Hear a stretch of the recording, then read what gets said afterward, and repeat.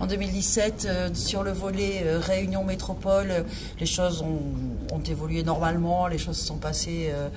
comme nous avons l'habitude de le faire et avec beaucoup de facilité pour un nombre de voyageurs très légèrement supérieur mais dans les mêmes proportions. Par contre, en ce qui concerne le volet B, c'est-à-dire le sens Métropole Réunion, où là réellement c'était le lancement puisqu'il y avait eu juste quelques mois d'essai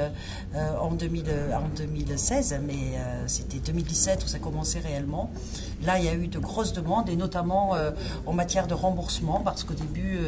le mandataire, l'idée du mandataire était un peu compliquée peut-être et donc les gens ont essentiellement demandé des remboursements et il se trouve que sur ces dossiers de remboursement, énormément étaient incomplets, ce qui a un petit peu perturbé les choses et là, nous sommes en train de tout retravailler pour que bien sûr les choses soient beaucoup plus fluides, les remboursements se fassent beaucoup plus vite et les gens qui eux, ont bien un dossier complet ne sont pas pénalisés par ceux qui n'auraient pas leur dossier complet. Voilà. Donc on est en train de travailler tout ça. On s'est aussi fait accompagner, on se fait accompagner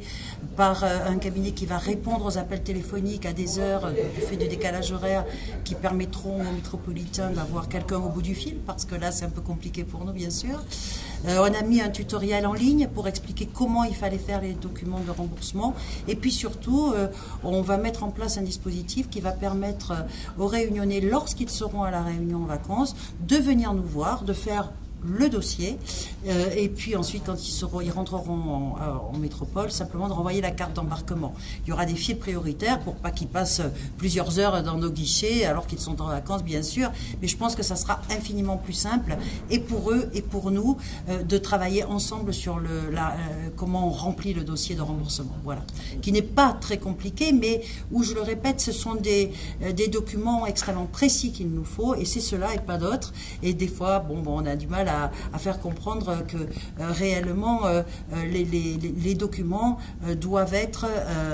extrêmement cadrés et c'est ce document-là et c'est pas un autre et voilà. Alors par téléphone c'est plus compliqué que si on a la personne en face de soi. Dans le cadre d'un dispositif que nous avons appelé Erasmus Océan Indien, permettre à des lycéens, à des jeunes lycéens, à des sportifs et également à des acteurs du monde culturel de pouvoir se déplacer cette fois beaucoup plus simplement dans toute la zone Océan Indien. Donc cela concerne bien sûr les îles de l'Océan Indien mais cela concerne aussi et peut-être surtout donc les grands pays du Grand Océan Indien. Je fais référence en disant cela donc à certains pays d'Afrique de l'Est, mais aussi surtout à l'Australie, avec laquelle nous avons des relations particulières. Donc les lycéens pourront donc à partir de ce dispositif donc se déplacer beaucoup plus facilement dans le cadre d'échanges donc avec